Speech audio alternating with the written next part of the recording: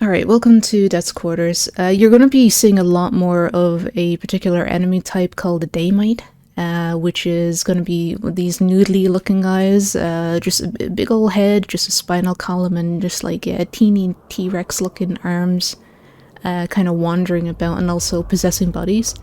Now the great thing about them is that if they are possessing a body, they offer more blood, like more sustenance for Rain, so if you're kind of hurting for blood, just drain one.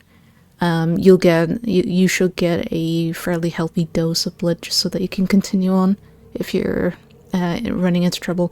The only thing to remember is that because they're starting out as an enemy type that is outside of a body usually, you will have to, if you just run into problems where you're being overwhelmed for any reasons, you'll just have to get rid of the body that they've possessed as well as their own body, so you're kind of killing two people for once, so just try and get away from them if you can.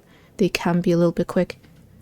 So what we're going to be doing in here is trying to scale like steel foundations that are in sort of more out of bounds sections, and we're going to be trying to avoid a room that is off to the right that is a container for a cutscene, because if we get near the cutscene then it's going to be a matter that you're wasting time because you gotta go back out of bounds or back in bounds and then kind of doing everything from scratch.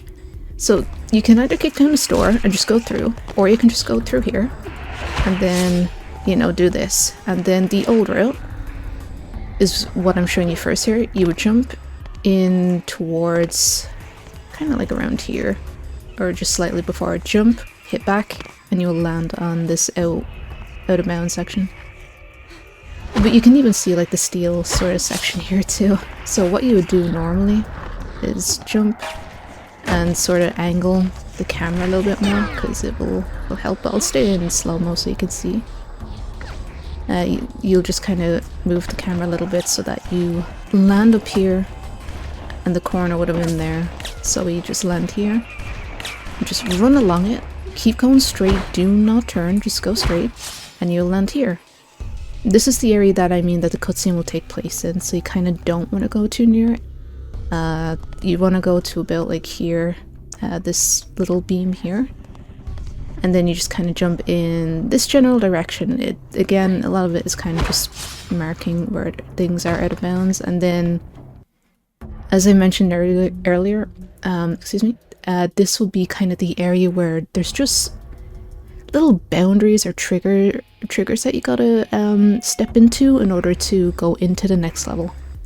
And if you happen to be even just slightly below it, so long as you're touching that that boundary, you'll still be transported to the next level. So sometimes if you think you messed up, you may not have. You can get lucky. But just in the off case that you kind of wind up out of bounds and you're just falling indefinitely, it's just time to restart in that case. But yeah, this will be the start of Hellholden, and I'll see you then.